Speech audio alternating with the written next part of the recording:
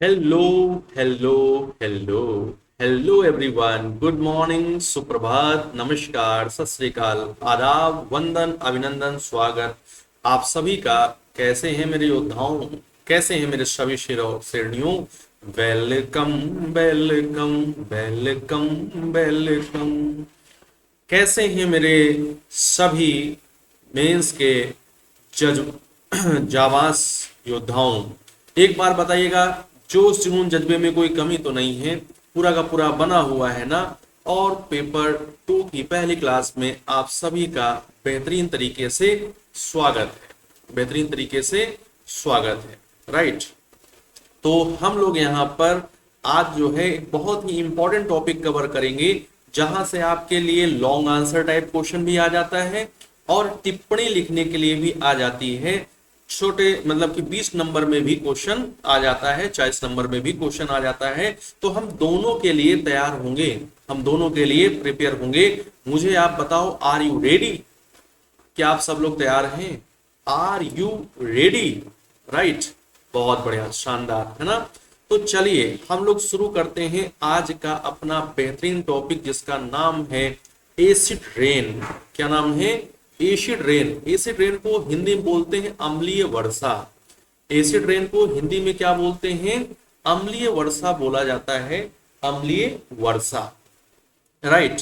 तो देखिए यहां पर ध्यान से समझिएगा, पहले हमें कॉन्सेप्ट समझ लेना है और उसके बाद फिर हमें लिखने के लिए मटेरियल इकट्ठा कर लेना है। पहले हमें कॉन्सेप्ट सीख लेना है और उसके बाद हमें लिखने के लिए मटेरियल इकट्ठा कर लेना है कि यदि क्वेश्चन आता है 20 नंबर का तब हम क्या लिखें, और यदि क्वेश्चन आता है 40 नंबर का तब हम क्या लिखें। जिन लोगों ने कल टेस्ट दिया होगा, जिन लोगों ने क्या किया होगा, कल टेस्ट दिया होगा, उनको पता होगा, जिन लोगों ने कल टेस्ट दिया होगा उनको पता होगा कि मैंने आपके पेपर में, आपके टेस्ट में 2-3 टाइप के प्रश्न रखे थे। 10 नंबर के भी थे, 20 नंबर के भी थे और 40 नंबर के भी थे। तो आपको हमेशा ध्यान रखना है कि किसमें कितना नंबर का है, उसके अकॉर्डिंग लिखना है, ठीक है। अम्लीय वर्षा, किसी भी वर्षा को आप अम्लीय वर्षा का नाम कब देते हैं? किसी भी वर्षा को आप अम्लीय वर्षा कब कहेंगे? तो देखिए, आप सभी लोग जानते होंगे, केमिस्ट्री में आपने पढ़ा होगा कि किसी भी विलयन की पहचान के लिए अम्ल क्षार को डिस्क्राइब करने के लिए हम लोग क्या करते हैं? हम लोग पीएच वैल्यू का यूज करते हैं, है ना।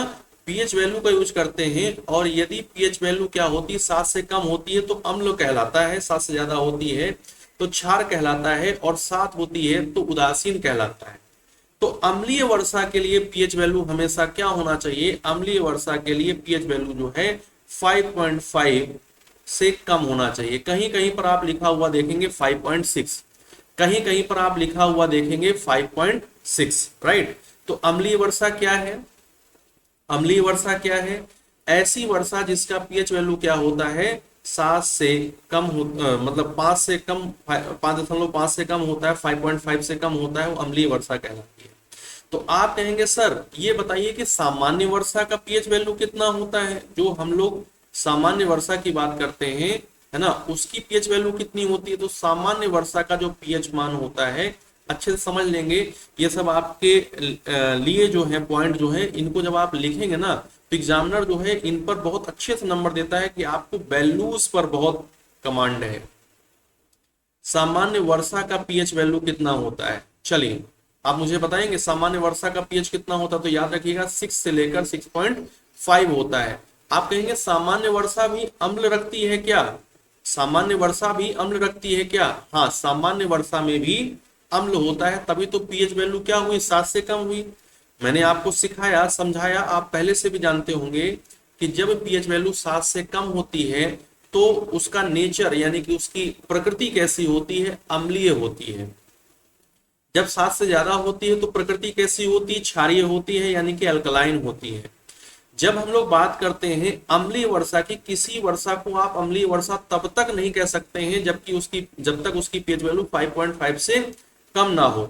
सामान्य वर्षा का पीएच वैल्यू 7 कभी मत बोलिएगा, सामान्य वर्षा का पीएच वैल्यू कभी 7 मत बोलिएगा। 7 से हमेशा कम रहेगा, यानी कि 6 से लेकर 6.5 रहेगा। सामान्य वर्षा में ऐसा क्या होता है कि इसकी पीएच वैल्यू 7 से कम होती है? तो सामान्य वर्षा में होता है H2CO3। क्या आप मुझे बता सकते हैं कि H2CO3 क्या है? क्या आप मुझे बता सकते हैं कि H2CO3 क्या है? जल्दी से दीपक, आशीष, सनी, माय डियर, सभी लोगों को क्या करना है? सभी लोगों को आंसर करना है। प्रतीक, आप आंसर नहीं करते हो, आप भी आंसर करो। आशीष, यस। संजय, बोलिए फटाफट। संदीप, मेरा प्रश्न है आप सभी से कि जो H2CO3 है इसे क्या बोला जाता है? H2CO3 को बोला जाता है सर कार्बोनिक अम्ल। कैसा अम्ल? कार्बोनिक अम्ल बोला जाता है। ठीक है, कार्बोनिक अम्ल बोला जाता है। अब कार्बोनिक अम्ल कैसा अम्ल है? कार्बोनिक अम्ल जो है ये कैसा अम्ल है? ये है बीक एसिड। क्या है? बीक एसिड है, यानी कि दुर्बल अम्ल है। तो बताइए, क्या आप कभी भी दुर्बल लोगों से डरेंगे? क्या आप कभी भी दुर्बल चीजों से डरेंगे? नहीं सर, हम दुर्बल चीजों से नहीं डरते हैं। तो चूंकि सामान्य वर्षा में H2CO3 यानी कि कार्बोनिक अम्ल मिला होता है, कार्बोनिक अम्ल उपस्थित होता है, कार्बोनिक अम्ल एक वीक एसिड है, दुर्बल अम्ल है, इसलिए हम इस पर ज्यादा कंसर्न नहीं होते हैं। इसलिए हम इस पर ज्यादा कंसर्न नहीं होते हैं। लेकिन जब हम अम्लीय वर्षा की बात करते हैं तो अम्लीय वर्षा में क्या होता है? H2SO4 होता है, सल्फ्यूरिक अम्ल। अम्लीय वर्षा में क्या होता है? HNO3 यानी कि नाइट्रिक अम्ल होता है। सल्फ्यूरिक अम्ल, नाइट्रिक अम्ल, और इसी के साथ क्या होता है? H2CO3 भी होता है। ये हो गया सल्फ्यूरिक अम्ल। समझ लीजिएगा अच्छे से, सारी जानकारी यहीं से आपको अपने एग्जाम में लिख देनी है। ये क्या है? सल्फ्यूरिक अम्ल है। ये क्या है? ये है आपका नाइट्रिक अम्ल। ये क्या है? नाइट्रिक अम्ल है माय डियर, नाइट्रिक अम्ल HNO3 नाइट्रिक अम्ल। और ध्यान रखिएगा इस बात को कि जो अम्लीय वर्षा होती है उसमें H2CO3 भी होता है। H2CO3 तो सामान्य वर्षा में भी है और H2CO3 अम्लीय वर्षा में भी है। ये नाइट्रिक कार्बोनिक अम्ल बन जाता है। अब इन दोनों अम्लों से पूछा गया कि तुम दोनों कैसे हो? तो इन्होंने कहा कि हम जो है प्रबल अम्ल है, हम प्रबल अम्ल हैं, हम बहुत नुकसान पहुंचाएंगे, प्रबल अम्ल हैं। तो हमने कहा कि जो नुकसान पहुंचाने वाला होता है उसी का तो ध्यान किया जाता है, उसी को तो क्या किया जाता है? उसी से तो बचा जाता है, उसी के तो उपाय किए जाते हैं। तो ये प्रबल अम्ल हैं। ये क्या है? स्ट्रॉन्ग एसिड है। ये क्या है? स्ट्रॉन्ग एसिड्स हैं। तो जब आप किताबें पढ़ते हैं या आपको कोई पढ़ाता है, समझाता है, तो H2CO3 को भूल जाता है, जबकि H2CO3 भी रहेगा। इसमें क्या रहेगा? H2CO3 भी रहेगा। यहां पर आप देख सकते हैं कि H2SO4 और HNO3। क्या जब भी अम्लीय वर्षा लिखने के लिए आएगी आप ये वाला फिगर बना पाएंगे? कभी भी जब भी अम्लीय वर्षा आएगी तो आप इतना बेहतरीन फिगर बना के समझा पाएंगे? H2SO4 सल्फ्यूरिक अम्ल, HNO3 नाइट्रिक अम्ल, जब ये पृथ्वी पर पहुंचते हैं, जब ये बूंदों के रूप में पृथ्वी पर पहुंचते हैं, तो ऐसी वर्षा को हम लोग नाम देते हैं, ऐसी वर्षा को हम लोग क्या नाम देते हैं? कि अम्लीय वर्षा पहुंच रही है, अम्लीय वर्षा हो रही है। और ये पृथ्वी पर पहुंचकर बहुत नुकसान करती है। सबसे पहले तो ये पेड़ों को ही क्या करती है? मार देती है, झुलसा देती है, खत्म कर देती है। ये H2SO4 HNO3 बने कैसे? H2SO4 HNO3 बने कैसे? यदि इस पर बात की जाए, है ना, हाइड्रोकार्बोनिक एसिड नहीं, केवल कार्बोनिक एसिड बोलते हैं, हाइड्रोजन कार्बोनेट ये सब नहीं, केवल कार्बोनिक एसिड बोलते हैं। ये जो अम्लीय वर्षा है ये बनी कैसे? H2SO4 HNO3 ये बना कैसे? तो आप कहेंगे कि सर हमने बहुत किया एयर पोल्यूशन, हमने बहुत किया एयर पोल्यूशन। एयर पोल्यूशन से क्या हुआ? नाइट्रोजन के ऑक्साइड्स, नाइट्रोजन डाइऑक्साइड और सल्फर के ऑक्साइड्स यानी कि सल्फर डाइऑक्साइड ये पहुंचे। बताइएगा ये कैसे प्रदूषक हैं? सर ये प्राथमिक प्रदूषक हैं। आपने हमको बहुत अच्छे से एयर पॉल्यूटेंट्स पढ़ाए हैं, बहुत अच्छे से आपने एयर पोल्यूशन पढ़ाया है। प्राथमिक प्रदूषक हैं, इनको कहां कहां से आना होता है, इनकी कहां कहां से प्राप्ति होती है? मैंने सोर्सेज पढ़ाए हैं ना आपको, मैंने सोर्सेज पढ़ाए हैं। नाइट्रोजन के ऑक्साइड, सल्फर के ऑक्साइड, इनकी प्राप्ति कहां से होती है, सोर्सेज क्या है, और इनसे संबंधित महत्वपूर्ण चीजें मैंने आपको पढ़ाई हैं। तो जैसे इंडस्ट्रियल इमिशन, एग्जॉस्ट गैसेज, वाहनों से एग्जॉस्ट गैसेज, जीवाश्म ईंधनों के जलाने से, ज्वालामुखी विस्फोट से, कार्बनिक पदार्थों के अपघटन से, तेल ऑयल रिफाइनरी में तेल के शोधन से ये सब में क्या होगा, NO2 और SO2 मिलता जाएगा, NO2 और SO2 मिलता जाएगा। फिर हमारे ये जो गैसें हैं ये क्या हैं, ये गैसें हैं, SO2 भी गैस हो गई, सल्फर डाइऑक्साइड भी गैस हो गई, नाइट्रोजन डाइऑक्साइड भी गैस हो गई। ये गैसें जो हैं ये कहाँ पहुंचेंगी, ये वायुमंडल में पहुंचेंगी, ये यहाँ थोड़ी रुकेंगी, ये वायुमंडल पहुंचेंगी। और वायुमंडल में क्या रहेगी, वायुमंडल में ये हम लोग इस समय कहाँ पर हैं, वायुमंडल में है, एटमॉस्फेयर में है। वायुमंडल में क्या मिलेगा, वायुमंडल में मिलेंगी नमी, वायुमंडल में क्या मिलेगी, नमी। नमी को आप जलवाष्प भी बोलते हैं, ये क्या है, ये जलवाष्प है या फिर आप बोलेंगे नमी है। वायुमंडलीय जलवाष्प या नमी जिसको आप बोलते हैं ह्यूमिडिटी, क्या बोलते हैं, ह्यूमिडिटी बोलते हैं, वाटर वेपर है ये, ह्यूमिडिटी है। ये कैसे पहुंचा है बताइए, ये जो जलवाष्प है वायुमंडल में ये कैसे पहुंचा है, ये जो वाटर वेपर है वायुमंडल में कैसे पहुंची है। तो दो प्रोसेस होते हैं, एक को आप क्या बोलते हैं, एक को आप बोलते हैं वाष्पन, एक को आप क्या बोलते हैं, एक को आप बोलते हैं वाष्पन यानी कि इवापोरेशन, और दूसरे को बोलते हैं वाष्पोत्सर्जन, दूसरे को क्या बोलते हैं, वाष्पोत्सर्जन। तो वाष्पन यानी कि इवापोरेशन, वाष्पोत्सर्जन यानी कि ट्रांसपिरेशन। वाष्पन एवं वाष्पोत्सर्जन, वाष्पन एवं वाष्पोत्सर्जन के द्वारा क्या होता है, ये वायुमंडलीय नमी या कह सकते हैं जलवाष्प जो है कहां पर है, वायुमंडल में।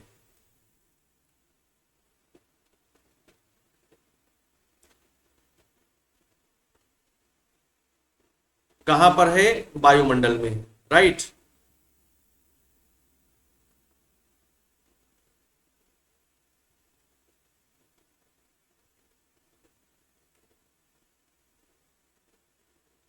वायुमंडल में है। ओके, क्लियर, सारी बातें आपको समझ में आई यहां तक, ये बात समझ में आई कि कैसे क्या हो रहा है। तो हम जो वायु प्रदूषण कर रहे हैं, वायु प्रदूषण से जो गैसीय प्रदूषक हैं, जो प्राइमरी पोल्यूटेंट्स हैं, जो गैसीय प्रदूषक हैं, जो प्राइमरी पोल्यूटेंट्स हैं, वो कहाँ पहुंच रहे हैं, प्राइमरी पोल्यूटेंट जो हैं ये पहुंच रहे हैं वायुमंडल में।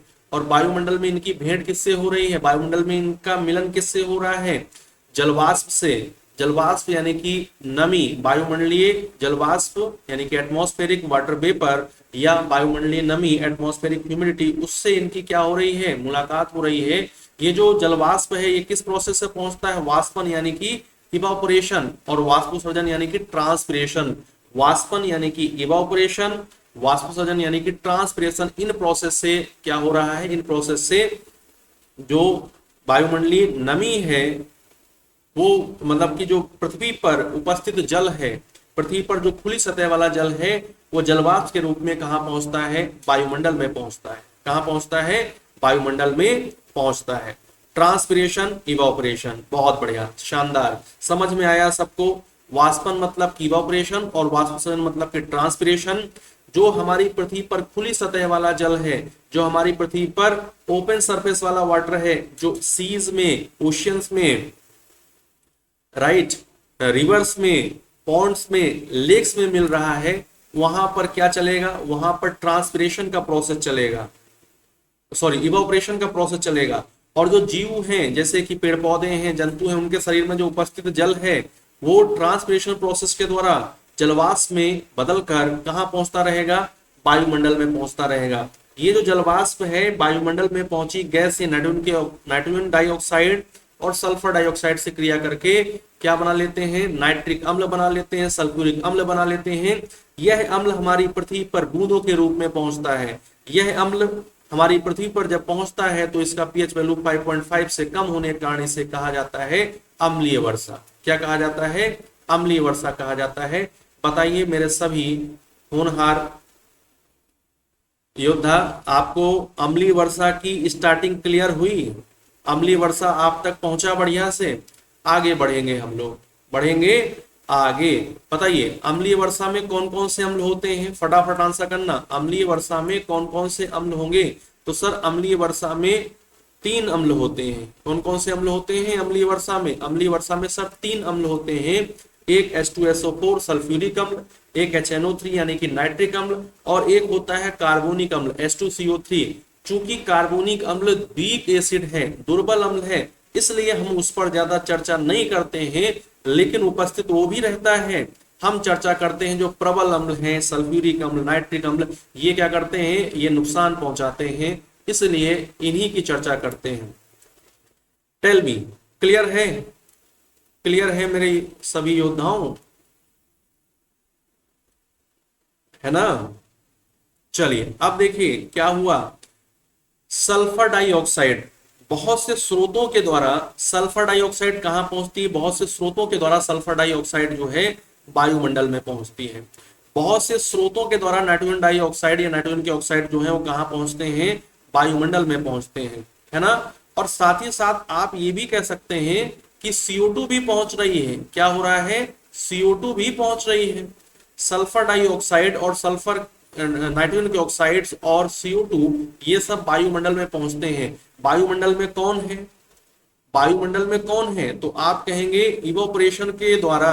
किसके द्वारा? इवापोरेशन के द्वारा, वाष्पोसर्जन के द्वारा, इवापोरेशन के द्वारा, वाष्पोसर्जन के द्वारा, इवापोरेशन, इवापोरेशन यानी कि वाष्पन और वाष्पोसर्जन, वाष्पन एवं वाष्पोसर्जन, जिसको आप ट्रांसपिरेशन बोलेंगे, वाष्पन एवं वाष्पोसर्जन जिसको आप बोलेंगे ट्रांसपिरेशन। ट्रांसपिरेशन से क्या होगा? ट्रांसपिरेशन यानी कि वाष्पोसर्जन से क्या होगा? तो वाष्पन और वाष्पोसर्जन से जो पृथ्वी पर उपस्थित खुली सतह वाला जल है, जो पेड़ पौधे और जंतु उपस्थित जल है, वो किसके द्वारा? वो इन दोनों प्रोसेस के द्वारा जल जो है जलवाष्प में परिवर्तित होगा, और जलवाष्प में परिवर्तित होकर कहां पहुंचेगा? ये पृथ्वी पर पहुंचे, सॉरी वायुमंडल में पहुंचेगा। कहां पहुंचेगा? वायुमंडल में पहुंचेगा। जो पृथ्वी पर खुली सतह वाला जल है वो वाष्पन और वाष्पोसर्जन की प्रक्रिया द्वारा, इवापोरेशन और ट्रांसपिरेशन के प्रोसेस के द्वारा किस में कन्वर्ट हो जाएगा? जलवाष्प में। और ये जलवाष्प कहां पहुंचेगा? वायुमंडल में पहुंचता है। वायुमंडल में कौन पहुंच गया? वायुमंडल में कौन पहुंच गया? सल्फर के ऑक्साइड्स पहुंच गए, नाइट्रोजन के ऑक्साइड्स पहुंच गए और कार्बन डाइऑक्साइड पहुंच गई। तो नाइट्रोजन के ऑक्साइड जो है ये जल से क्रिया करके या जलवाष्प से क्रिया करके, ये क्या है? जलवाष्प। ये क्या है? वाटर वेपर है। जलवाष्प से क्रिया करते हैं, जलवाष्प से क्रिया करके क्या बनाएंगे? नाइट्रिक एसिड बनाएंगे। और सल्फर के ऑक्साइड जो है वो जलवाष्प के साथ क्रिया करके सल्फ्यूरिक एसिड बनाएंगे। और ध्यान रखेंगे कार्बन डाइऑक्साइड जो है ये जलवाष्प के साथ क्रिया करके क्या बनाएगी? H2CO3 यानी कि कार्बोनिक अम्ल बनाएगी। क्या बनाएगी? कार्बोनिक एसिड बनाएगी, कार्बोनिक एसिड बनाएगी। अब ये सब जो है ये बूंदों के रूप में पृथ्वी पर पहुंचेंगे, बूंदों के रूप में पृथ्वी पर पहुंचेंगे, जिस का क्या होगा? पीएच वैल्यू 5.5 से कम होगा तो उसको नाम दे देंगे एसिड रेन। ये जब बहुत, ये जो अम्ल बना है, ये जो लिक्विड फॉर्म में आए हैं, है ना, जो लिक्विड फॉर्म आया है, जब बहुत अधिक ठंड ऊपर जाने पर क्या होता है? वायुमंडल में ऊपर जाने पर ठंड होती है, ठंडक बढ़ती है। वायुमंडल में ऊपर जाने पर क्या होती? ठंड बढ़ती है, तापमान कम होता है। ध्यान रखेंगे वायुमंडल में, आप सभी लोग हिल स्टेशन पर तो गए होंगे ना, आप सभी लोग ऊंचाई पर तो गए होंगे। ऊंचाई पर जाने पर तापमान में क्या आती है? कमी आती है। तापमान में कमी आएगी तो जो लिक्विड है उसको यदि आप ठंडा कर देंगे तो बर्फ में कन्वर्ट हो जाएगा कि नहीं? लिक्विड जो है वो ठंडा होने पर बर्फ में कन्वर्ट हो जाएगा, आइस में कन्वर्ट हो जाएगा। तो इस तरीके से यदि रेन की बात कर रहे हैं तो लिक्विड स्टेट में है, यदि बहुत अधिक ठंडक मिल गई तो किस में कन्वर्ट हो जाएगा? वो अम्लीय, अम्लीय क्या कहलाएगा? वो कहलाएगा अम्लीय हिम। क्या कहलाएगा? अम्लीय हिम कहलाएगा। ये क्या है? अम्लीय वर्षा है। ये क्या है? अम्लीय वर्षा है। इस प्रकार से एसिड स्नो भी होता है, एसिड रेन भी होती है। एसिड स्नो भी होता है और एसिड रेन भी होती है। एसिड के पार्टिकल्स भी नीचे पहुंचते हैं। बताइएगा, क्लियर हो रहा है सब कुछ? एसिड रेन इफेक्ट ताज, बहुत अच्छा, बहुत अच्छा, वेरी नाइस। ये बात अच्छे से क्लियर हो रही है। मैंने कहा आपसे कि यदि जल बहुत अधिक ठंडा हो गया तो बर्फ में कन्वर्ट हो जाना है उसको तेजी से। जल को ठंडक देने पर, जल का तापमान कम करने पर वो किस में कन्वर्ट हो जाता है? बर्फ में कन्वर्ट हो जाता है। जल का तापमान कम होने पर वो किस में कन्वर्ट हो जाता है? बर्फ में कन्वर्ट हो जाता है। किस में कन्वर्ट हो जाता है? बर्फ में कन्वर्ट हो जाता है। इसको हम लोग एसिड स्नो बोलते हैं, अम्लीय हिम बोलेंगे।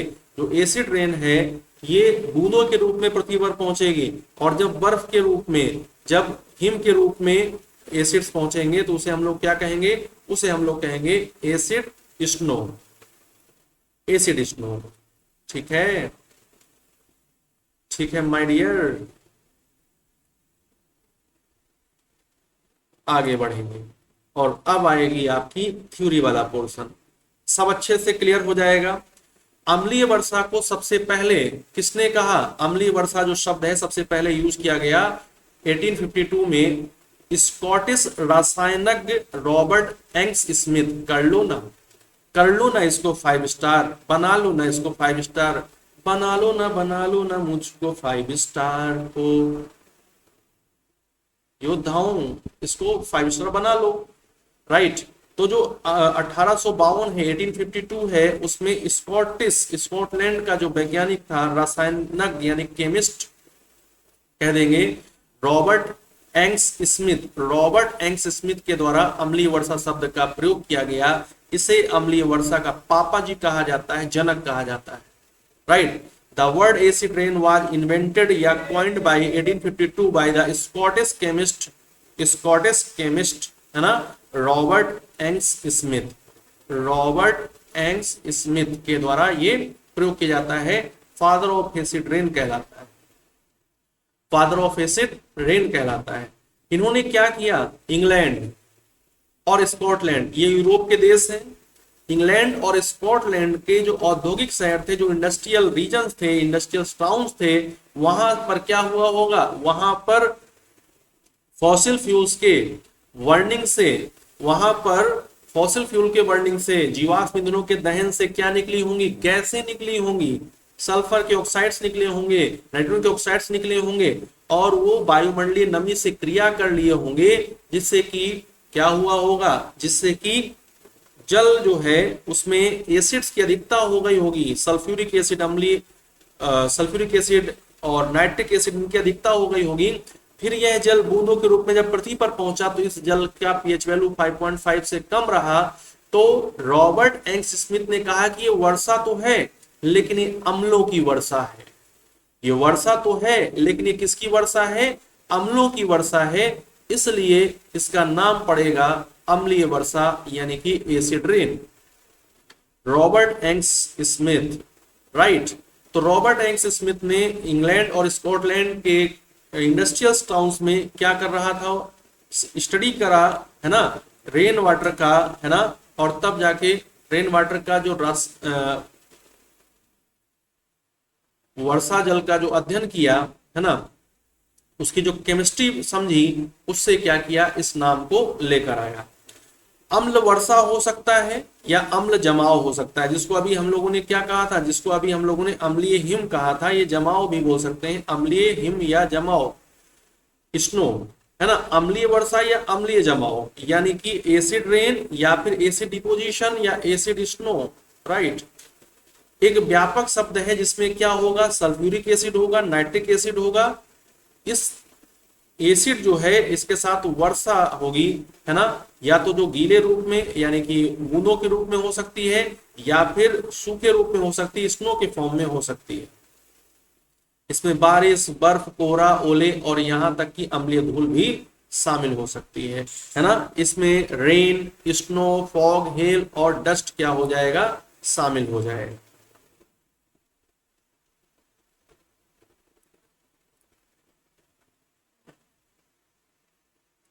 बताइए दीपक, अच्छा लग रहा है? आपने इसको पढ़ना शुरू किया तो आपके दिमाग में अब एसिड रेन चल रहा है कि नहीं, है ना? आशीष बताइए, क्लियर हो रहा है?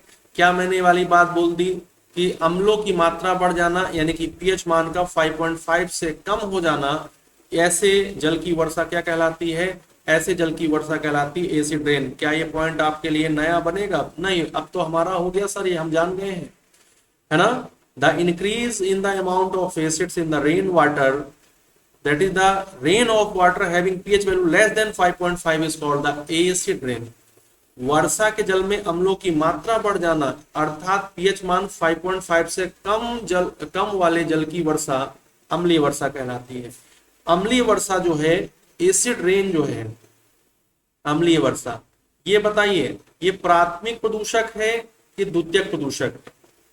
टेल मी अम्लीय वर्षा जो है, एसिड रेन जो है, ये प्राइमरी पॉल्यूटेंट है कि सेकेंडरी पॉल्यूटेंट है? पहली बात, अम्लीय वर्षा हो किस कारण रहा है? अम्लीय वर्षा हो रही है वायु प्रदूषण के कारण। किस कारण हो रहा है अम्लीय वर्षा? का कारण क्या है?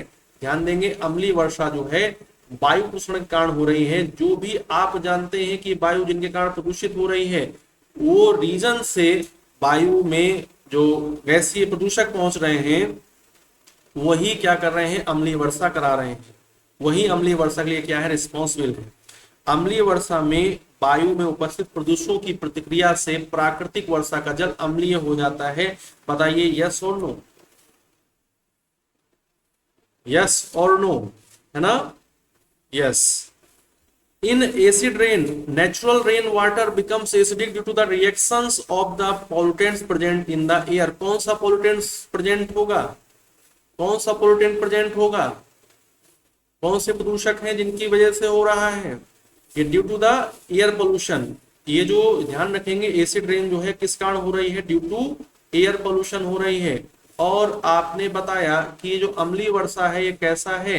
ये द्वितीयक प्रदूषक है, ये सेकेंडरी पॉल्यूटेंट है। क्या है? द्वितीयक प्रदूषक, यानी कि सेकेंडरी पॉल्यूटेंट है। बहुत बढ़िया, क्योंकि ये इनिशियली अपने आप नहीं बना है, ये बना किससे है? ये प्राथमिक वायु प्रदूषकों से बना है।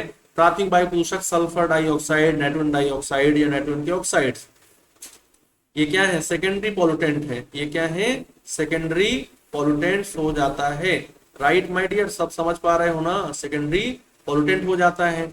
तो यहाँ पर अम्लीय वर्षा में वायु में उपस्थित प्रदूषक, प्रदूषक में आप नाम ले लीजिए किसका? प्राथमिक वायु प्रदूषक का। किसका नाम ले लीजिए? प्राइमरी पॉल्यूटेंट्स का नाम ले लीजिए। प्राथमिक वायु प्रदूषक, primary pollutant, primary pollutants,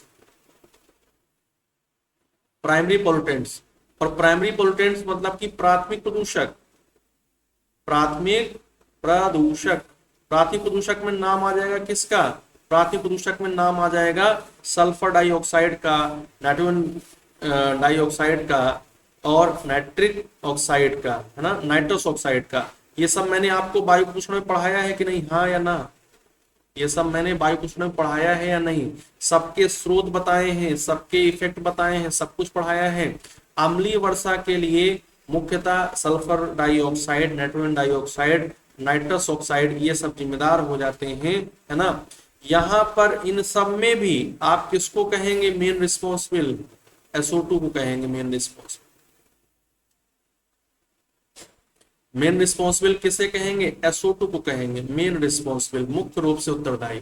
main responsible ये है, मुख्य रूप से उत्तरदायी ये है। सल्फर डाइऑक्साइड SO2, वायुमंडलीय नमी, वायुमंडलीय नमी को आप किससे दिखाते हैं? H2O से दिखाते हैं। जल का कोई भी रूप हो, चाहे बर्फ हो, चाहे जल हो, चाहे जलवाष्प हो, सबका फॉर्मूला क्या होगा? H2O ही होगा। वायुमंडलीय नमी को आप किससे दिखाते हैं? वायुमंडलीय नमी को आप H2O से दिखाते हैं। सल्फर डाइऑक्साइड वायुमंडलीय नमी से क्रिया करके क्या बनाएगा? सल्फ्यूरिक अम्ल बनाएगा। सल्फ्यूरिक अम्ल H2SO4। और नाइट्रोजन के ऑक्साइड वायुमंडलीय नमी से क्रिया करके क्या बनाएंगे? नाइट्रिक अम्ल बनाएंगे। बताइएगा अभी तक इस स्लाइड से पहले और इस स्लाइड तक में कोई दिक्कत? अभी तक इस स्लाइड से पहले और इस स्लाइड के इस स्लाइड में कोई दिक्कत? किसी को भी कोई समस्या, कोई परेशानी? जल्दी से बताइए। हाँ जी, बोलोगे? बोलोगे बाबू, मोना, सोना? बोलोगे? जल्दी से आंसर करेंगे। ओके, राइट, बहुत बढ़िया। अब देखिए, जब हम रिएक्शंस की बात करते हैं, अभिक्रियाएं क्या है, तो देखो ये जो यहाँ पर ऐसे समझ रहे हो ना, ये जो ऐसे लिख गया है, मैं आपको बता दूं कहीं आप ऐसे ना लिख के चले जाओ। ये जो ऐसे लिख गया है, ये इसका मतलब क्या है? इसका मतलब ये है, ये है, ये जो ये O2 ऐसे लिख गया है, इसका मतलब क्या है? ये है। समझ पा रहे हो? नहीं समझ रहे हो?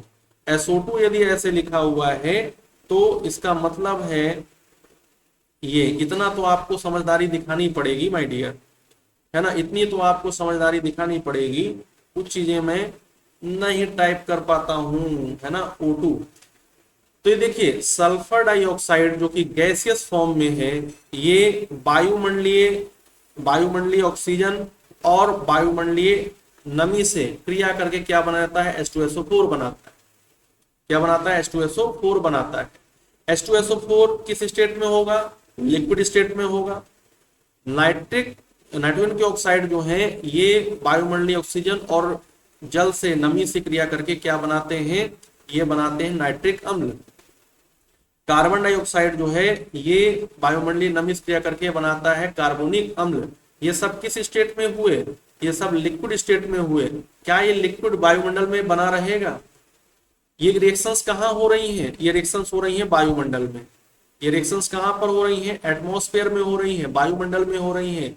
मुझे आप सभी लोग बताइएगा, क्या ये जो सल्फ्यूरिक अम्ल बना, H2SO4 बना, HNO3 बना, H2CO3 यानी कार्बोनिक अम्ल बना, क्या इनकी अवस्था आप पहचान पाएंगे? बिल्कुल पहचान लेंगे सर, ये अम्ल है, इनकी अवस्था क्या होगी, द्रव अवस्था होगी, लिक्विड स्टेट में है। ये सब किस स्टेट में है, लिक्विड स्टेट में है। क्या वायुमंडल में लिक्विड स्टेट की चीजें रुकी रहेंगी? नहीं, वो बूंद के रूप में, वो जमाव के रूप में, ओला के रूप में, कोहरे के रूप में पृथ्वी पर पहुंचेंगी और उसी को हम लोग क्या बोल देंगे, acid rain, acid snow, acid precipitation बोल देंगे, है ना। एक्वस मतलब कि जलीय, एक्वा मतलब एक्वस, एक्वा मतलब एक्वाफिना, आपने पानी तो पिया होगा ना। एक्वा का मतलब होता है, एक्वस मतलब कि जलीय, जलीय अवस्था, एक्वस स्टेट। यहां पर एक्वा की जगह पर लिक्विड बोल देना चाहिए था, कोई दिक्कत नहीं है, लिक्विड कर लीजिए, लिक्विड कर लीजिए, लिक्विड कर लीजिए, ठीक है। एसिड रेन आएगा लिखने के लिए ना, तो आप लोग उसमें बहुत ही बेहतरीन प्रदर्शन करेंगे। इतना अच्छे से आप पढ़ रहे हैं, इतना अच्छे से मैं आपको सिखा रहा हूं, ठीक है, कितना बेहतरीन तरीके से आप इसको सीख रहे हैं। अब देखिए, पानी और कार्बन डाइऑक्साइड एक साथ प्रतिक्रिया करके कमजोर कार्बोनिक एसिड बनाते हैं, जो अनिवार्य रूप से अपने आप में अत्यधिक हानिकारक नहीं है। कभी आपसे इंटरव्यू लेगा एग्जामिनर और ये क्वेश्चन करेगा कि एसिड रेन में कौन कौन से एसिड्स होते हैं, तो आप 3 एसिड्स का नाम लेंगे, जबकि मैक्सिमम लोग 2 एसिड का नाम लेके जाएंगे। 99% लोग 2 एसिड्स का नाम लेंगे, H2SO4 और HNO3। लेकिन आप कितने एसिड्स का नाम लेंगे, आप 3 एसिड्स का नाम लेंगे, H2SO4, HNO3 और H2CO3, यानी कि सल्फ्यूरिक अम्ल, नाइट्रिक अम्ल और कार्बोनिक अम्ल, राइट। कार्बोनिक अम्ल जो है, यहां पर देखो मैंने जो जो समझाया है वो यहाँ लिखा हुआ है, एक एक बात लिखी हुई है, जो मैं अभी आपको समझा के आया हूं, एक बात लिखी हुई है, ताकि आपके पास नोट्स भी अच्छे से रहे। चूंकि पानी यानी कि H2O और कार्बन डाइऑक्साइड यानी कि CO2 जब प्रतिक्रिया करते हैं तो क्या बनता है, कमजोर यानी कि वीक, कमजोर यानी कि वीक कार्बोनिक एसिड बनता है। वो जो कार्बोनिक एसिड है, वो वीक एसिड है, वो बहुत ज्यादा प्रभावी नहीं है हमारी प्रकृति के लिए, हमारे जीव जंतुओं के लिए, हमारे लिए बहुत अधिक हानिकारक नहीं है, इसलिए हम उसकी चर्चा नहीं करते हैं। बताइए, जब आप पेपर देने जाते हैं या पेपर की तैयारी कर रहे होते हैं तो टफ टॉपिक कवर करते हैं, ये जो जो बिल्कुल आपको आते हैं, जो कमजोर से हैं, जो सिंपल से हैं, उनको कवर करते हैं? नहीं, आप टफ पर कंसर्न करते हैं, जो चीज आपको नहीं आती उसको सीखने का प्रयास करते हैं। वैसे ही यहाँ पर भी है, H2SO4 भी है, HNO3 भी है और H2CO3 भी है, लेकिन हम लोग H2CO3 को नेग्लेक्ट कर देते हैं, कहते हैं तुम्हारा तो कोई प्रभाव ही नहीं है, तुम्हारा तो इफेक्ट ही नहीं है, इसलिए तुम्हारे बारे में चर्चा नहीं करेंगे, तुम्हारे बारे में चर्चा नहीं करेंगे, हाँ या ना, यस ना। अब देखिए क्या हो रहा है कि H2SO4 सल्फर के ऑक्साइड से यानी कि सल्फर डाइऑक्साइड से और HNO3 नाइट्रोजन के ऑक्साइड से बन रहा है। तो हमें यह समझना होगा कि सल्फर डाइऑक्साइड और नाइट्रोजन के स्रोत क्या है। क्या मैंने आपको वायु प्रदूषण में इनके स्रोत नहीं पढ़ाए हैं? क्या आप भूल गए हैं वायु प्रदूषण? बिल्कुल अच्छे से लिख दोगे आपके सल्फर डाइऑक्साइड और नाइट्रोजन के ऑक्साइड जो है ये कहां से आते हैं। तो बिजली उत्पन्न करने के लिए यानी कि जो थर्मल पावर प्लांट होते हैं, यानी कि जहां पर इलेक्ट्रिसिटी जनरेट की जाती है वहां पर फॉसिल फ्यूल का अत्यधिक यूज किया जाता है। फॉसिल फ्यूल जलाने पर सल्फर के ऑक्साइड से मिलते हैं और नाइट्रोजन के ऑक्साइड से मिलते हैं। यदि हम देखें एटमॉस्फेयर में 2/3 सल्फर डाइऑक्साइड जो है यानी कि 2/3, कितना माय डियर, 2/3 यानी कि 2/3 सल्फर डाइऑक्साइड कैसे पहुंच रही है? ये जीवाश्म ईंधनों के दहन से पहुंच रही है। ये कहां पर दहन हो रहा है? बिजली उत्पन्न करने वाले प्लांट्स में, यानी कि इलेक्ट्रिकल जनरेशन प्लांट में हो रहा है। और जो 1/4 है एनओएक्स यानी कि नाइट्रोजन के ऑक्साइड वो वहां से पहुंच रहा है। तो जो बिजली उत्पन्न करने वाले संयंत्र हैं यानी कि इलेक्ट्रिसिटी पावर प्लांट है, इलेक्ट्रिसिटी जनरेशन पावर प्लांट है, वहां पर जीवाश्म ईंधनों को जलाया जाता है। जीवाश्म ईंधनों के जलाने से जो जनरेटर है उनसे 2/3 सल्फर डाइऑक्साइड और 1/4 नाइट्रोजन के ऑक्साइड जो कि वायुमंडल मिल रहे हैं। वायुमंडल में 100 में से 66% जो सल्फर डाइऑक्साइड है और 100 में जो 25% नाइट्रोजन के ऑक्साइड्स हैं, ये सब जनरेटर के द्वारा या जनरेटर से आते हैं जहां पर बिजली बनाई जाती है। वाहन और भारी उपकरण जो व्हीकल्स हैं और हैवी इक्विपमेंट हैं उनको चलाने से क्या होता है? ये सल्फर डाइऑक्साइड और नाइट्रोजन के ऑक्साइड्स प्राप्त होते हैं। ठीक है। इसके बाद विनिर्माण यानी कि मैन्युफैक्चरिंग, तेल रिफाइनरीज यानी कि ऑयल रिफाइनरीज और अदर इंडस्ट्रीज से जो एग्जॉस्ट गैसेज निकलती हैं, जो वेस्ट गैसें निकलती हैं, वहां से SO2 और NO2 नाइट्रोजन के ऑक्साइड्स मिलते हैं। याद है आपको ना सारा एयर पोल्यूशन का? कोई हाँ कहेगा? एयर पोल्यूशन का याद है ना आपको? अब देखना, ऑयल रिफाइनरीज में क्या किया जाता है? ऑयल रिफाइनरी में तेल के शोधन के लिए, पेट्रोलियम के शोधन के लिए, पेट्रोलियम के रिफाइनमेंट के लिए, पेट्रोलियम के प्यूरिफिकेशन के लिए, पेट्रोलियम के शोधन के लिए, पेट्रोलियम के शोधन के लिए किसका यूज किया जाता है? पेट्रोलियम के शोधन के लिए, पेट्रोलियम के शोधन के लिए H2SO4 का उपयोग, H2SO4 का उपयोग। जब H2SO4 का उपयोग होगा तो यहां से क्या निकल के आएगा?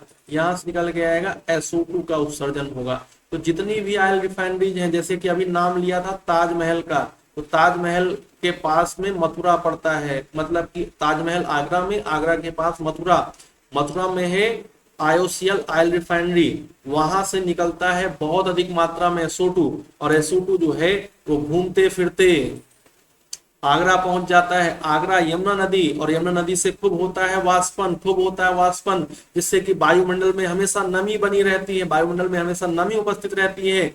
ये नमी SO2 कहती है तू आजा मैं तुझको अपना बना लूं। तो SO2 और H2O जो है आपस में क्रिया करके H2SO4 बना लेते हैं। H2SO4 गिरता है ताजमहल पर, यानी कि निकला कहां से था? मथुरा से SO2 निकली। कहां से? मथुरा से निकली SO2 और पहुंच गई कहां पर?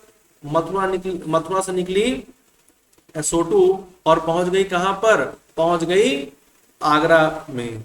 तो इसलिए आप समझ लीजिए, ये वाला जो पॉइंट लिखा हुआ है इसको जरा ध्यान से पढ़ना और बताना कि सर जो आपने अभी बात बताई है वही तो ये लिखा हुआ है, वही तो ये लिखा हुआ है जो आपने अभी बताया है कि जो हवाएं हैं वो सल्फर के ऑक्साइड्स को, नाइट्रोजन के ऑक्साइड्स को लंबी दूरी तक और सीमाओं के पार उड़ा सकती हैं, लॉन्ग डिस्टेंस कवर कराती हैं, अक्रॉस द बॉर्डर पार करा देती हैं, जिससे कि यहाँ पर ये ध्यान रखने वाली बात है कि जहां से SO2 और NO2 निकल रही है, जरूरी नहीं कि वहीं पर अम्लीय वर्षा हो। SO2 और NO2 जहां से निकल रही हैं उसके काफी दूर भी क्या हो सकती है? अम्लीय वर्षा हो सकती है।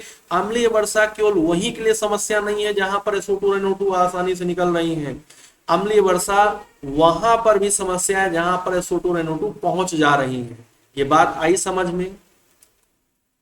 ये बात आई समझ में कि नहीं? जल्दी से बताइए। फटाफट आंसर करिए। मैंने आप सभी से पूछा कि जो सल्फर के ऑक्साइड हैं, नाइट्रोजन के ऑक्साइड्स हैं, है ना, सल्फर के जो ऑक्साइड्स हैं, नाइट्रोजन के जो ऑक्साइड्स हैं, वो जहां से निकल रहे हैं क्या अम्लीय वर्षा वहीं होगी? सल्फर के ऑक्साइड जो है, नाइट्रोजन के ऑक्साइड जो हैं, वो क्या अम्लीय वर्षा वहीं करा पाएंगे जहां से वो निकल रहे हैं, मतलब कि जहां से उनका उत्सर्जन हो रहा है? तो मैं आपको बता दूं, बिल्कुल ऐसा नहीं है। जो हवाएं हैं, विंड्स जो हैं, वो सल्फर के ऑक्साइड को, नाइट्रोजन के ऑक्साइड्स को लंबी दूरी तक उड़ाकर लेकर जाती हैं और वहां पर भी समस्या उत्पन्न कर देती हैं जहां पर SO2 और NO2 निकल ही नहीं रही थी। तो याद रहेगा ना। और इसका बहुत बढ़िया एग्जाम्पल है मथुरा स्थित IOCL ऑयल रिफाइनरी से निकलने वाली सल्फर डाइऑक्साइड जो है, ये आगरा पहुंचकर अम्लीय वर्षा कराने के लिए जिम्मेदार मानी जाती है, अम्लीय वर्षा कराने के लिए उत्तरदायी मानी जाती है। अम्लीय वर्षा कराने के लिए क्या मानी जाती है? जिम्मेदार मानी जाती है। ये बात समझ में आई? आशीष, सनी, बताइए फटाफट, ये बात समझ में आई? क्लियर हुआ? जल्दी से बताइए। टेल मी माय डियर, फटाफट।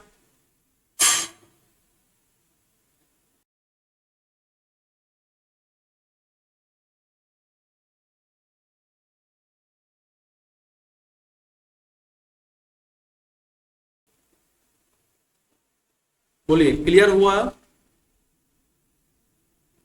समझ में आया सारा का सारा खेला यहां से? क्लियर हुआ?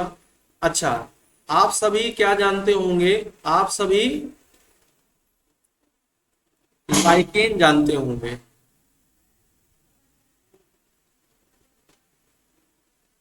आप सभी क्या जानते होंगे? लाइकेन जानते होंगे। बताइए, जानते हैं या नहीं? आप सभी लाइकेन जानते हैं?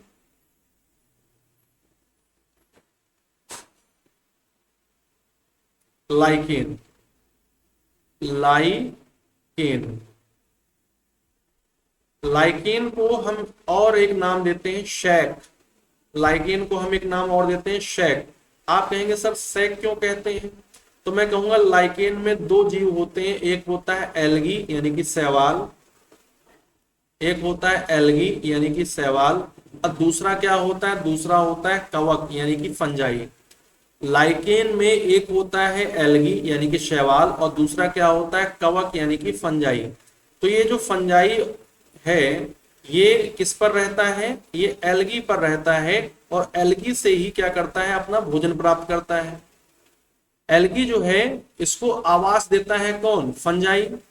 और फंजाई से ये क्या प्राप्त करता है? जल को प्राप्त करता है, जिससे कि अपना भोजन बना पाता है, फोटोसिंथेसिस कर पाता है। तो एल्गी को फंजाई के साथ रहने पर क्या होता है? प्रॉफिट होता है। एल्गी को फंजाई के साथ रहने पर क्या होता है? प्रॉफिट होता है। और फंजाई को एल्गी के साथ रहने पर प्रॉफिट होता है। दोनों दूसरे के साथ प्रॉफिट प्रॉफिट में रहते हैं। तो इनको हम लोग क्या बोलते हैं? कि ये सहजीवी है। इनको हम लोग क्या बोलते हैं? सहजीवी हैं, सिम्बायोट है। ये क्या है? सिम्बायोट है।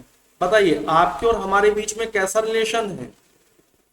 टेल मी, आपके और हमारे बीच में कैसा रिलेशन है? आपके बिना हम अधूरे हैं, हमारे बिना आप अधूरे हैं। हमारे बिना आप अधूरे हैं, हम आपके बिना अधूरे हैं। आप हमें लाभ पहुंचाते हैं, हम आपको लाभ पहुंचाते हैं। हम आपस में सिम्बायोटिज्म रिलेशनशिप में होते हैं। हम सिम्बायोट हैं। हम क्या हैं? सिम्बायोट हैं, सहजीवी हैं।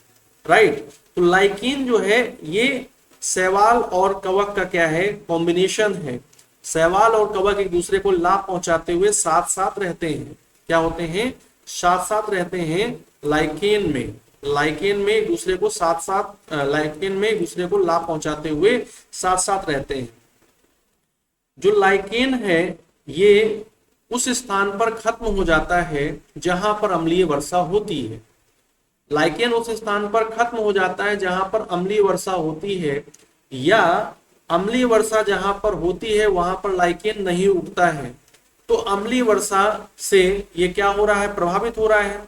अम्लीय वर्षा से लाइकेन क्या हो जाएगा, समाप्त हो जाएगा। अम्लीय वर्षा से लाइकेन, अम्लीय वर्षा से लाइकेन क्या हो जाएगा, अम्लीय वर्षा से लाइकेन समाप्त हो जाएगा। अम्लीय वर्षा से लाइकेन क्या हो जाएगा, समाप्त हो जाएगा।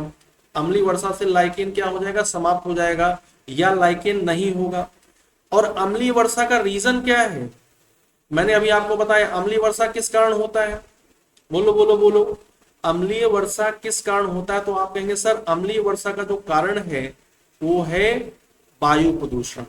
यदि वायु प्रदूषण ना हो तो क्या अम्लीय वर्षा होगी? सही से बताना। अब तो आप चीजों को समझ चुके हैं। वायु प्रदूषित नहीं होगी तो क्या अम्लीय वर्षा होगी? नहीं। अम्लीय वर्षा का कारण क्या है? वायु प्रदूषण। अभी लिख के आया हूं, साफ साफ लिख के आया हूं, ये देखो लिखा हुआ है, वायु प्रदूषण के कारण। अम्लीय वर्षा किस कारण होती है? वायु प्रदूषण के कारण। तो जहां पर वायु प्रदूषित है वहां पर अम्लीय वर्षा होने के चांसेस खूब ज्यादा है।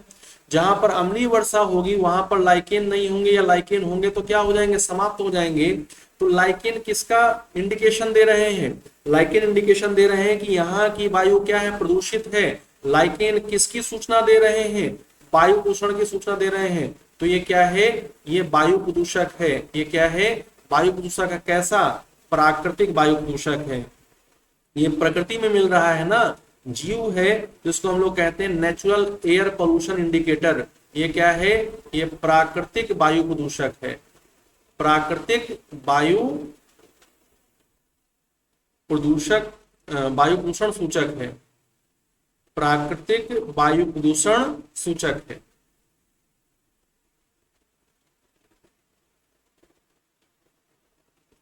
वायु प्रदूषण सूचक है। नेचुरल एयर पोल्यूशन इंडिकेटर है। Natural air pollution indicator, air pollution indicator है। बताइए, समझ पाए बात? हाँ या ना? नेचुरल एयर पोल्यूशन इंडिकेटर है। नेचुरल एयर पोल्यूशन इंडिकेटर है।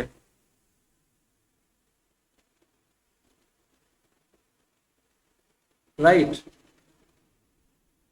क्लियर?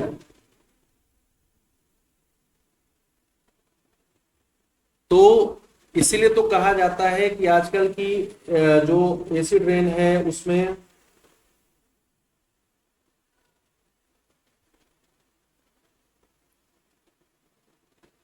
क्या ना करिए। जो एसिड रेन मतलब आजकल की जो वर्षा है उसमें मत भींगिए, कपड़े पहन के भींगिए, क्योंकि आपकी त्वचा को नुकसान पहुंचा सकता है। आजकल एसिड रेन होना एक आम बात हो गई है, इतना ज्यादा प्रदूषण है।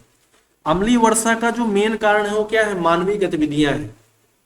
अम्लीय वर्षा का जो मेन कारण है वो क्या है? मानवीय गतिविधियां हैं। लेकिन आप देखेंगे कि मानवीय गतिविधियों के अलावा, मानवीय गतिविधियों के अलावा कुछ प्राकृतिक घटनाएं भी हैं जो अम्लीय वर्षा के निर्माण के लिए जिम्मेदार होती हैं। राइट, तो हम कहते हैं हालांकि अम्लीय वर्षा मुख्य रूप से मानवीय गतिविधियों के कारण होती है। Acid rain is in large part attribute to human activity, but कुछ मामलों में गलती हमारी ही नहीं है। क्या है? कुछ नेचुरल फिनोमिना भी होते हैं, कुछ नेचुरल प्राकृतिक घटनाएं भी होती हैं, है ना, जो अम्लीय वर्षा के निर्माण में योगदान देकर समस्या को और बढ़ा देती हैं। जैसे प्राकृतिक रूप से होने वाला अपघटन, naturally occurring decomposition. Naturally occurring decomposition में क्या होगा? नेचुरली अकरिंग डिकम्पोजिशन में जो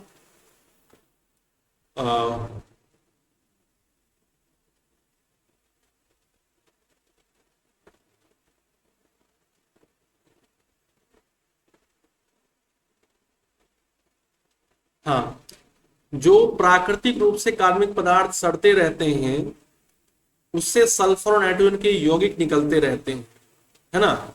ये जो सल्फर और नाइट्रोजन के जो यौगिक हैं, ये जब सल्फर कहाँ पहुंचते हैं? जब वायुमंडल की नमी से अभिक्रिया करते हैं तो उनसे क्या होता है? अम्लीय वर्षा हो जाता है।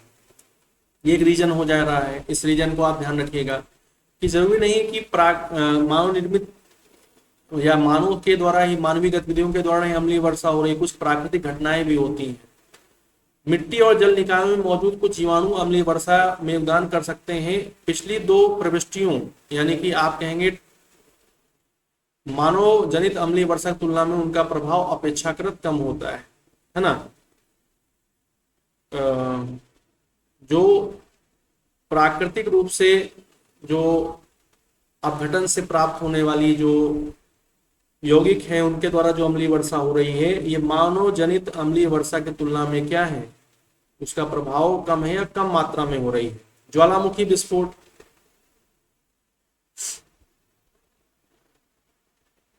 ज्वालामुखी विस्फोट, ज्वालामुखियों से भारी मात्रा में सल्फर डाइऑक्साइड निकलती है और अन्य गैसें निकलती हैं, जिनमें कि PM10 यानी कि पार्टिकुलेट मैटर्स 10 और PM2.5 भी शामिल है। इन कारण से क्या होता है कि जो SO2 हवा के माध्यम से जहां जहां पहुंचती है और वायुमंडलीय नमी से क्रिया करती है, तो उस क्षेत्रों में वायु प्रदूषण तो हो ही रहा है, साथ ही साथ अम्लीय वर्षा भी होने के चांसेस बढ़ जाते हैं। इसके बाद जंगल की आग, जो बायोमास जलेगा तो बायोमास के जलने से नाइट्रोजन के ऑक्साइड्स मिलेंगे, नाइट्रोजन के ऑक्साइड से क्या होगा, अम्लीय वर्षा होने के चांसेस बढ़ेंगे। अम्लीय वर्षा के क्या प्रभाव हैं, राइट, अम्लीय वर्षा के क्या प्रभाव हैं इसको समझ लेते हैं। तो अम्लीय वर्षा जो है ये किस टाइप का पोल्यूशन करती है, तो याद रखिएगा वाटर पोल्यूशन करती है। अम्लीय वर्षा होती किस कारण है, एयर पोल्यूशन के कारण है, ये ध्यान रखिएगा। और अम्लीय वर्षा प्रभाव किस पर डालती है, अम्लीय वर्षा वाटर पर और सॉइल पर सबसे ज्यादा प्रभाव डालती है, इसलिए वाटर पोल्यूशन और सॉइल पोल्यूशन के लिए क्या होती है, जिम्मेदार होती है। Water pollution and soil pollution के लिए जिम्मेदार होती है। ये बात आप समझ पाए मैंने क्या कहा, कि जो एसिड रेन है इसके होने का रीजन क्या है, इसके होने का रीजन है एयर पोल्यूशन। एसिड रेन के होने का रीजन क्या है, एयर पोल्यूशन। लेकिन माय डियर, एसिड रेन किस पर प्रभाव ज्यादा डाल रही है, वाटर एक्वेटिक इकोसिस्टम पर और सॉइल पर। इसलिए एसिड रेन जो है ये वाटर पोल्यूशन और सॉइल पोल्यूशन के लिए जिम्मेदार होती है। अम्लीय वर्षा जो है, जैसे आज मान लीजिए कि अम्लीय वर्षा आपके टिप्पणी में लिखने के लिए आई है, नोट के रूप में लिखने के लिए आई है, तो आप क्या करेंगे, अम्लीय वर्षा के प्रभाव को ऐसे टिक मार करके दिखाएंगे, राइट। और यदि अम्लीय वर्षा आपका आया है लॉन्ग आंसर टाइप क्वेश्चन है, मतलब कि एक ही क्वेश्चन है जो 40 नंबर में लिखना है, एक ही क्वेश्चन है जो 40 नंबर में लिखना है, तब आप हेडिंग डाल के लिखेंगे, वो भी मैं आपको बताऊंगा यहाँ पर। अम्लीय वर्षा जो है वो कृषि और पौधों और जानवरों के लिए बहुत अधिक हानिकारक है। यह पौधों के विकास और अस्तित्व के लिए आवश्यक सभी पोषक तत्वों को नष्ट कर देता है। अम्लीय वर्षा मिट्टी की संरचना को बदलकर कृषि को प्रभावित कर सकती है। Acid rain affects agriculture by the way it altars the composition of soil. ये कंपोजिशन ऑफ सॉइल को क्या कर देता है, अल्टर कर देता है। जानवरों और मनुष्यों में श्वसन संबंधी समस्याएं पैदा कर रहा है, रेस्पिरेटरी इश्यूज पैदा कर रहा है एनिमल्स और ह्यूमंस में। अम्लीय वर्षा के लिए, अम्लीय वर्षा से पीने के पानी और भोजन के माध्यम से फूड पॉइजनिंग हो रही है। हम अम्लीय वर्षा से पीने के पानी और उससे यदि कहीं पर भी भोजन का भी कहीं ना कहीं पर कांटेक्ट है तो फूड पॉइजनिंग हो रही है, फूड पॉइजनिंग हो रही है। बाइंडिंग ऑफ एक्वेटिक ऑर्गेनिजम्स, जो जलीय जीव हैं उनको सांस लेने में बाधा पड़ रही है। Binding of aquatic organism to breathing, है ना, टू ब्रीथिंग। मछलियों के अंडों का हैच ना हो पाना, failure of hatching of fish eggs. मछलियों के अंडों का हैच ना हो पाना, मछलियों के अंडों का हैच ना हो पाना, ये हो रहा है, ये समस्याएं।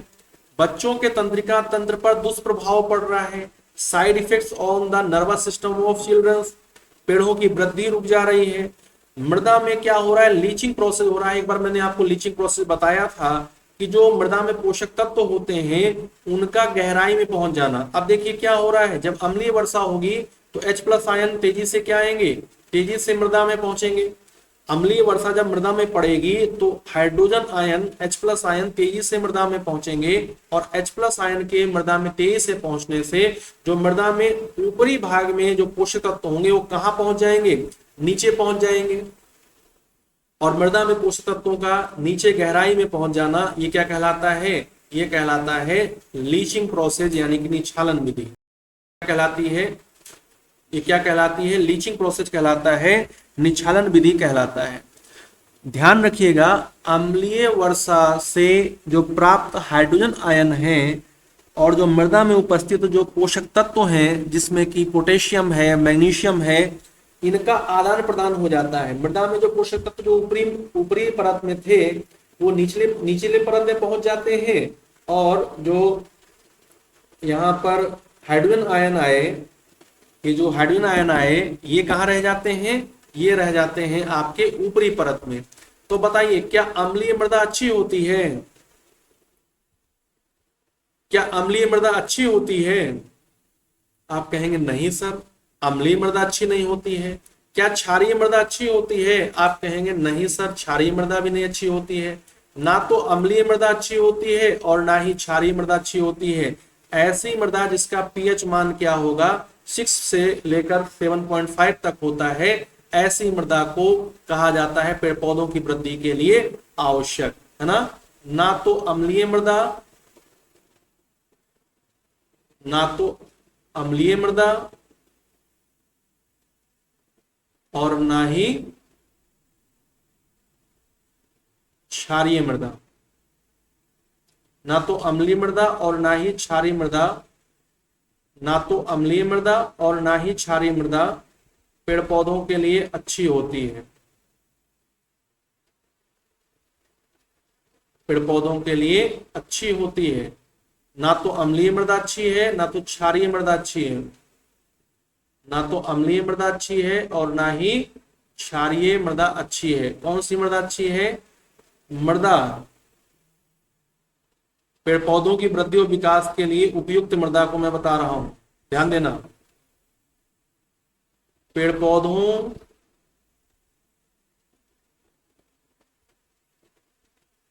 की वृद्धि एवं विकास के लिए, वृद्धि एवं विकास यानी कि ग्रोथ एंड डेवलपमेंट, वृद्धि एवं विकास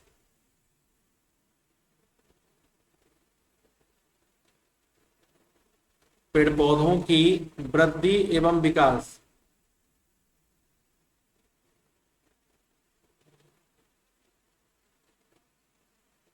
ग्रोथ एंड डेवलपमेंट के लिए उपयुक्त मृदा, पेड़ पौधों की वृद्धि एवं विकास के लिए उपयुक्त मृदा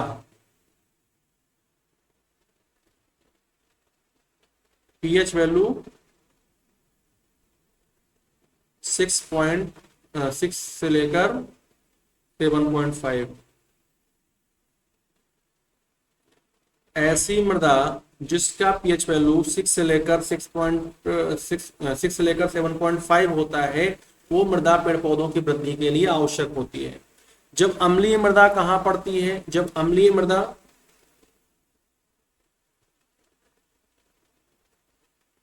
जब अम्लीय मृदा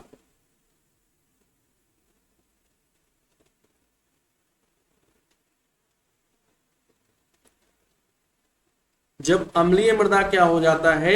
अम्लीय मृदा, हाँ, जो लाइकेन कलर है ये सफेद होने लगता है। ऐसी बातें आप जो हैं वो प्रवाल विरंजन में यानी कि कोरल ब्लीचिंग में बोलते हैं। जब सफेद हो जाएगा तो माय डियर फिर प्रकाश संश्लेषण क्रिया नहीं कर पाएगा और वो क्या हो जाएगा? समाप्त हो जाएगा। चलिए, बात आपकी मैंने क्लियर कर दी, एक्सप्लेन कर दिया। तो जब अम्लीय मृदा अम्लीय वर्षा आएगी तो H+ आयंस जो है मृदा में मिलेंगे। मृदा में मिलने से जो मृदा में उपस्थित ऊपरी परत में जो पोषक तत्व हैं, पोटेशियम, मैग्नीशियम, ये सब कहाँ पहुंच जाएंगे? नीचे पहुंच जाएंगे। तो मृदा में पोषक तत्वों का गहराई में पहुंच जाना लीचिंग प्रोसेस कहलाता है, निच्छालन विधि कहलाता है, जिससे कि मृदा क्या हो जाती है? उर्वराहीन हो जाती है। जिससे कि मृदा क्या हो जाती है? उर्वराहीन हो जाती है। ना तो अम्लीय मृदा ना ही क्षारीय मृदा पेड़ पौधों के लिए अच्छी होती है। कौन सी मृदा अच्छी होती है? जिसके पीएच वैल्यू 6 से लेकर 7.5 हो जाता है। Right, clear. नेक्स्ट पर आते हैं। जब अम्लीय वर्षा गिरती है और नदियों और तालाबों में प्रवाहित होती है तो यह जलीय पारिस्थितिकी तंत्र को प्रभावित करती है। यह पानी की रासायनिक संरचना को ऐसे रूप में बदल देता है जो वास्तव में जलीय पारिस्थितिक तंत्र के जीवित रहने के लिए हानिकारक है और जल प्रदूषण का कारण बन जाता है। अभी आपको बताया ना कि जो एसिड रेन है वो वाटर पोल्यूशन और सॉइल पोल्यूशन के लिए जिम्मेदार है। हम बात कर रहे हैं सॉइल पोल्यूशन की भी। सॉइल पोल्यूशन का मतलब है मृदा गुणवत्ता में कमी आ जाना। ये मृदा गुणवत्ता में कमी ही तो आ रही है। अम्लीय वर्षा के सेवन से जानवरों में और मानवों में समस्याएं उत्पन्न हो रही हैं, है ना। तो अम्लीय वर्षा जब गिरती है पृथ्वी पर और नदियों तालाबों के माध्यम से जलीय तंत्र पहुंचती है तो जलीय तंत्रों को पूरा तरीके से क्या कर देती है, नुकसान पहुंचा देती है, क्योंकि जल का कंपोजिशन, केमिकल कंपोजिशन बदल जाता है। अब वो जो वाटर बॉडी है वो एक्वेटिक इकोसिस्टम है, उसमें जो एक्वेटिक ऑर्गेनिज्म है वो सरवाइव नहीं कर सकते, राइट।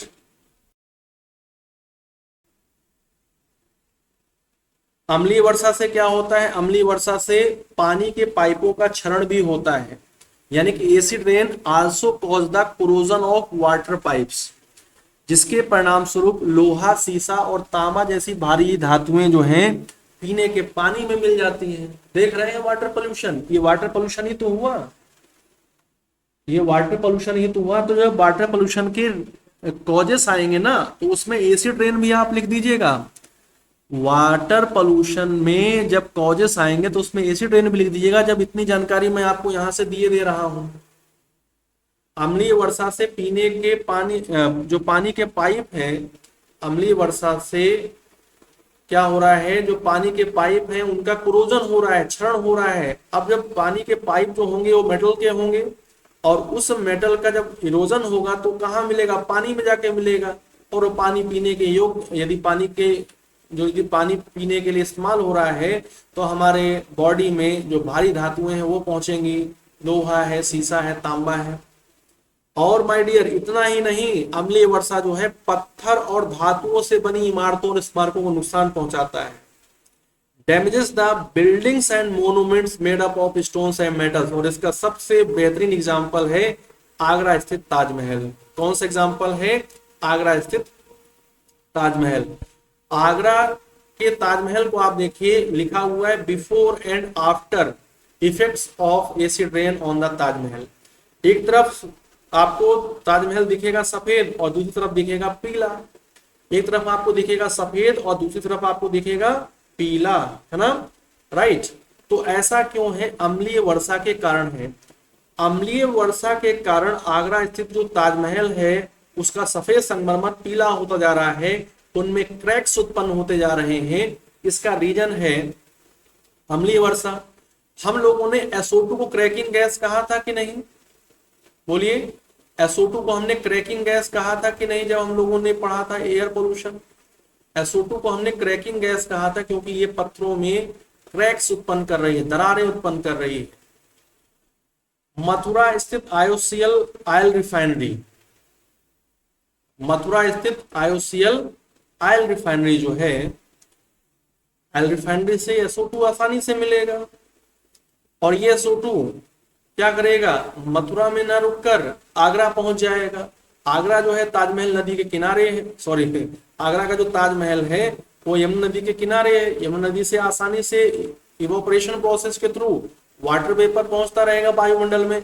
SO2 वाटर वेपर से रिएक्ट होकर H2SO4 बना लेगा और H2SO4 यानी कि अम्ल जो है वर्षा की बूंदों के साथ पृथ्वी पर पहुंचेगा, ताजमहल को क्षति पहुंचा देगा।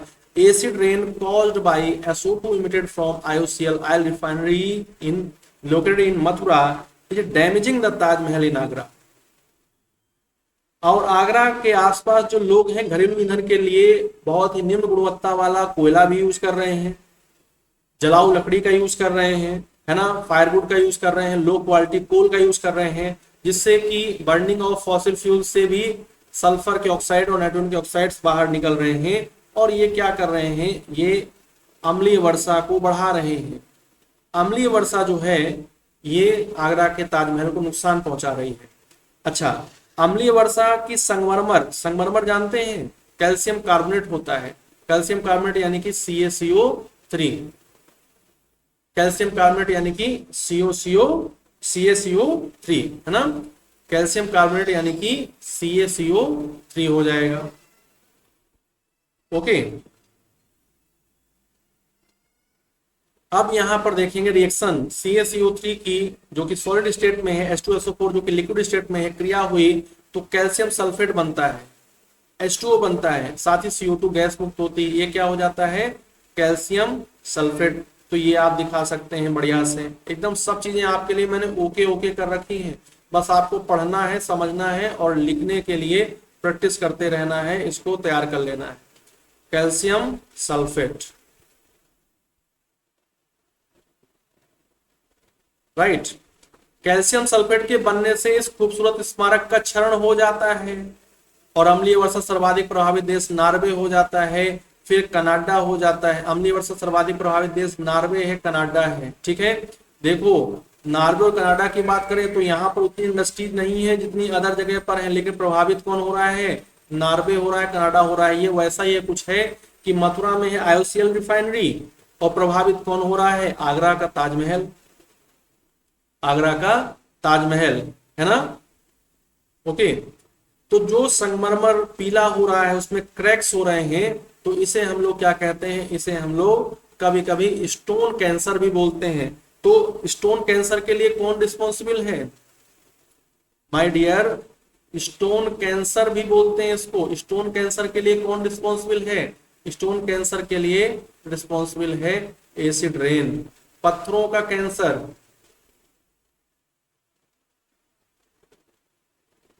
पत्थरों का कैंसर, पत्थरों का कैंसर, समझ पा रहे हैं। स्टोन कैंसर मतलब कि पत्थरों का कैंसर, पत्थरों का कैंसर।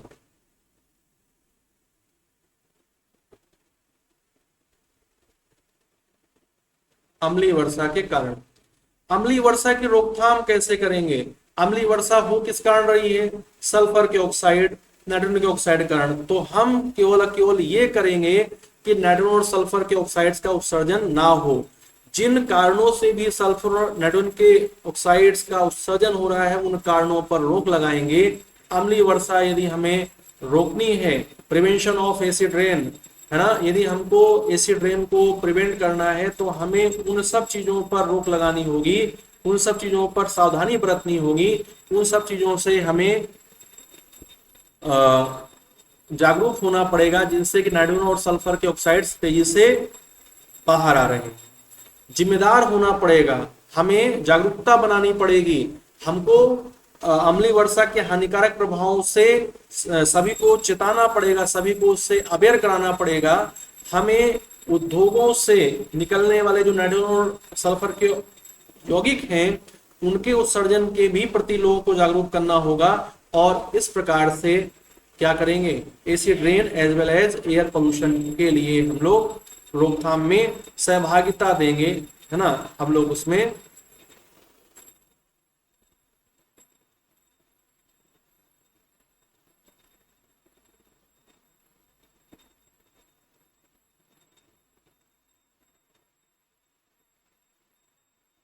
ओके,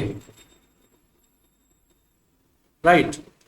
अम्ल वर्षा के बाद इमारत को सामान्य जल से धोया जा सकता है, एंटी अम्ल पदार्थ का छिड़काव किया जा सकता है, कम क्षेत्रफल वाले स्थानों को प्लास्टिक से ढका जा सकता है, अम्लीय वर्षा के बाद शुष्क हवा बहाई जा सकती है, अम्लीय वर्षा के बाद मृदा में क्षारीयता बढ़ाने वाले पदार्थ जैसे चूना पत्थर डाले जा सकते हैं, राइट। ये सारे प्रोसेस अपनाए जा सकते हैं। इनके अलावा यदि आपसे कहा जाए कि आपको हेडिंग्स के फॉर्म में लिखना है, तो स्वच्छ ईंधन का उपयोग करना होगा, जिसमें कि हमें कोयला, पेट्रोलियम, प्राकृतिक गैस जैसे जीवाश्म ईंधनों को कम से कम उपयोग में लाना होगा, जिससे कि सल्फर और नाइट्रोजन की मात्रा या कह सकते हैं सल्फर और नाइट्रोजन के ऑक्साइड जो है कम से कम क्या हो सके, तो बाहर आ सकें। नवीकरणीय ऊर्जा स्रोतों पर ध्यान देना होगा, रिन्यूएबल एनर्जी रिसोर्सेज पर हमें क्या करना होगा, वर्क करना होगा। Wind energy, solar energy, geothermal energy, hydro power energy, इन सबको हम अपने उपयोग में लाकर जीवाश्म ईंधनों के उपयोग को कम कर सकते हैं, जिससे कि अम्लीय वर्षा कम हो जाएगी, क्योंकि जीवाश्म ईंधनों से ही क्या हो रहा है, SO2 और NO2 का इमिशन हो रहा है, उत्सर्जन हो रहा है। औद्योगिक उत्सर्जन को कम करना होगा, है ना। पॉल्यूशन कंट्रोल डिवाइसेस लगानी होंगी, जैसे स्क्रबर्स होते हैं, जो उद्योग हैं उनमें स्क्रबर जैसे उपकरणों का प्रयोग करके उनसे निकलने वाले हानिकारक जो गैसीय प्रदूषक हैं, सल्फर डाइऑक्साइड, नाइट्रोजन के ऑक्साइड्स, उनका क्या करना होगा, कंट्रोल करना होगा। वाहन उत्सर्जन को कम करना होगा, इसके लिए हम कैटलिटिक कन्वर्टर का यूज करेंगे। Reducing vehicles emission, public transport का अधिक से अधिक यूज करना होगा। सेल्फ ट्रांसपोर्टेशन का कम यूज करें, जिससे कि क्या हो सके, जिससे कि वाहनों में जो जलने वाला जो ईंधन है उससे निकलने वाले जो सल्फर के ऑक्साइड्स और नाइट्रोजन के ऑक्साइड्स हैं उनका वातावरण में कम से कम पहुंचना हो सके। जब आप वाहन कम यूज करेंगे तो ये भी क्या होंगे, कम आएंगे। कृषि में बदलाव, हमें कृषि कुछ ऐसी करनी होगी जो जैविक उर्वरकों का प्रयोग किया जाए, रासायनिक उर्वरकों का प्रयोग ना किया जाए, कीटनाशकों कम से कम उपयोग किया जाए, मिट्टी को चूने से उपचारित किया जाए जिससे कि अम्लता को कम किया सके। अभी यहाँ पर मैंने लिखा था ना, अम्लीय वर्षा के बाद मृदा में क्षारीयता बढ़ाने के लिए चूना पत्थर डाला जाए, चूने का उपयोग किया जाए। तो आप जब क्या करेंगे, चूने का उपयोग करेंगे, लाइम का यूज करेंगे, तो एसिडिटी क्या हो जाती है, कम हो जाती है। कानून और नीतियां बनाई जाए, लॉज एंड पॉलिसीज बनाई जाए, जिसमें कि SO2 और NOx जहां से निकल रहा है उस पर नियंत्रित करने के लिए कठोर से कठोर कार्रवाई की जाए। यस, वनों की कटाई को रोका जाए। वन यदि रहेंगे तो क्या होगा, ये वातावरण को शुद्ध करने काम करते हैं, मिट्टी की अम्लता बढ़ जाती है। यदि वन की कटाई होती रहेगी तो मिट्टी की अम्लता बढ़ जाती है, राइट। पानी और मिट्टी का उपचार करना होगा, जो भी अम्लीय वर्षा से प्रभावित झीलें हों, मृदा हों, उन सबको चूने से क्या करना होगा, उपचारित करना होगा, जिससे कि अम्लीयता को क्या किया सके, कम किया जा सके। अब ये कंक्लूजन लिखा हुआ है, ये क्या लिखा हुआ है, कंक्लूजन लिखा हुआ है। कंक्लूजन में आप देखेंगे कि अम्लीय वर्षा के नकारात्मक प्रभाव हैं, ये मृदा को और जल को प्रभावित कर रहा है, ठीक है। ये प्रकाश संश्लेषण की क्रिया को भी प्रभावित करता है, राइट। यह फसलों की मात्रा को, गुणवत्ता को प्रभावित करता है। पूरे के पूरे फूड सिक्योरिटी को ये क्या कर रहा है, ग्लोबल फूड सिक्योरिटी को ये क्या कर रहा है, ये प्रभावित कर रहा है, ये उस पर दबाव डाल रहा है, राइट। यदि अम्लीय मृदा होगी, कम पीएच मान होता जाएगा, तो जो पौधे हैं उनका विकास नहीं हो पाएगा, उनके विकास को अवरुद्ध कर रहा है। ये सारी बातें आपको यहाँ पर लिखी हुई हैं, आप इसको पढ़ सकते हैं। और ये आपका रहा क्वेश्चन, अम्लीय वर्षा क्या है, what is acid rain and how is it caused, यह कैसे होती है, what are its harmful effects and what are the ways to reduce rain, acid rain. ये कितने नंबर का है, ये 40 मार्क्स का आया। तो बताइए, जितना मैंने पढ़ाया है वो सब आपके दिमाग में जब चला जाएगा तो ये सारा का क्वेश्चन पूरा का पूरा आप अच्छे से उतार देंगे, बना देंगे, आप अच्छे से बना देंगे, अच्छे से उसको उतार देंगे। बताइए, क्लियर हुआ सबको? बताइए, एसिड रेन सबके अंदर पहुंच गया, एसिड रेन सबको अच्छे से समझ में आया? एसिड रेन से संबंधित जो जानकारी आप तक होनी चाहिए थी वो आप तक पहुंची कि नहीं पहुंची? यस और नो फटाफट बोल दीजिए, माय डियर खटाखट फटाफट। यस, तो ये आपकी आज की बेहतरीन क्लास, और जिन लोगों ने मेंस आंसर राइटिंग लिखने के बाद अभी तक मुझे नहीं भेजा है वो भेज देंगे, और जिन लोगों ने ज्वाइन नहीं किया है वो लोग ज्वाइन कर लेंगे, ताकि आप पेपर फर्स्ट को अच्छे से रिवाइज करते रहें, लिखने की कला विकसित करते रहें, और मेरी तरफ से जो गाइडेंस आपको मिलना चाहिए और भी आपको मिल सके, उसमें आप समय रहते हुए सुधार कर पाए, क्योंकि तब कोई मतलब नहीं होगा जब समय नहीं होगा। तो thank you so much, bye bye, take care, जय हिंद, जय भारत।